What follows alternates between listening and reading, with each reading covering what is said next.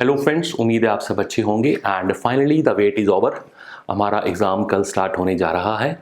तो अब हमें उस एग्ज़ाम को अंदर उसकी तैयारी जो भी आपने अब तक की है उसका जो रिज़ल्ट है वो हमें कल मिलने वाला है।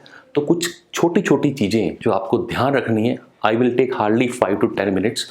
तो वो आप ध्यान रखना क्या क्या है। सबसे पहली चीज़ जो है वो है कि आपको बिल्कुल भी टेंशन नहीं लेना, बिल्कुल रिलैक्स होकर एग्ज़ाम देना है, चाहे वो आज की बात है चाहे कल एग्ज़ाम की बात है। तो जो फर्स्ट पॉइंट आपको ध्यान रखना वो ये, डोंट गेट टेंस्ड।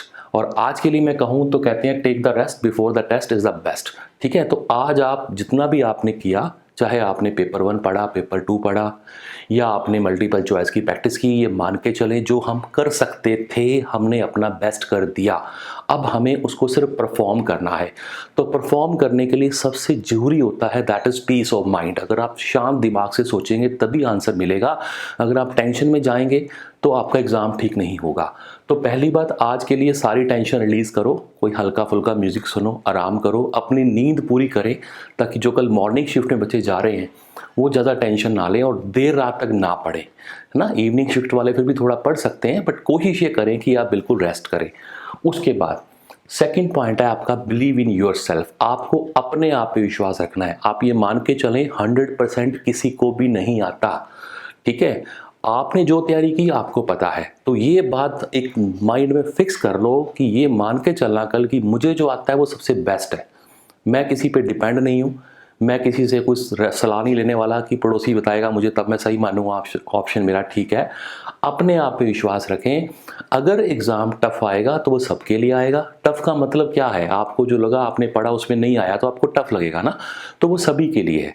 ठीक है, तो प्लीज़ अपने आप पे विश्वास रखें। पूरी तरह से जो आपने तैयारी कर सकते थे आपने अपना बेस्ट कर दिया है। उसके बाद focus on the paper only. जो आपको 3 घंटे मिलने वाले हैं उसमें आपका ध्यान सिर्फ और सिर्फ एग्ज़ाम पे होना चाहिए। कई बार होता है, दो केस है, या तो हम एग्ज़ाम कई बार फर्स्ट क्वेश्चन देख के डर गए, हमारा कॉन्फिडेंस लूज़ हो गया, क्या होगा।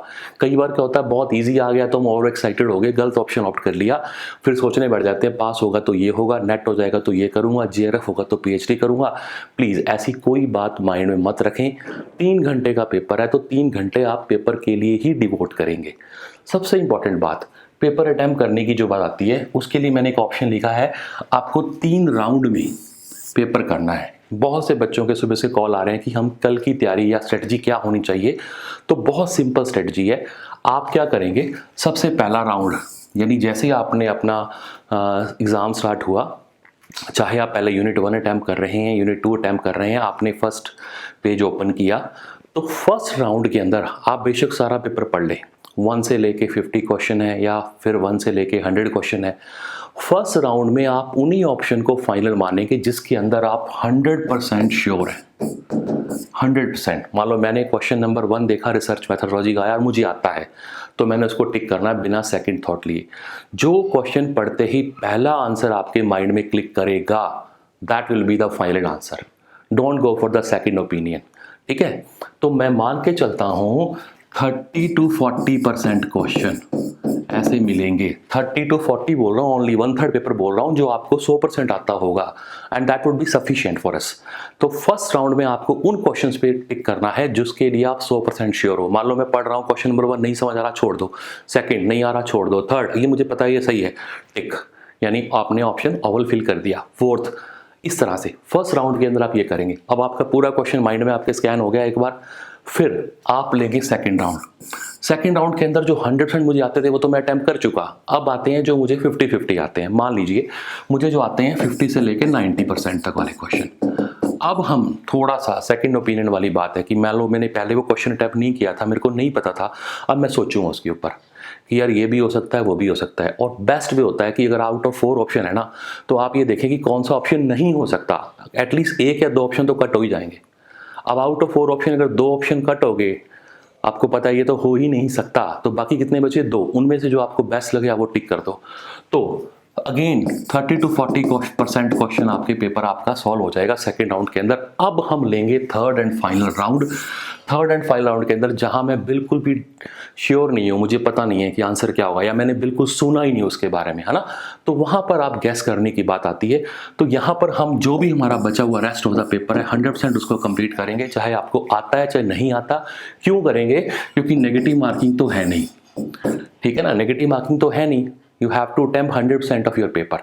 तो ध्यान रखना 3 राउंड में पेपर करना है। पहले राउंड के अंदर आपने जो आपको बिल्कुल श्योर है वो कर लेना, फिर सेकंड कैटेगरी में वो जो आपको कम आते हैं, थोड़ा सा आते हैं, थोड़े से नहीं आते, और तीसरे राउंड में वो जो आपको बिल्कुल भी नहीं आते।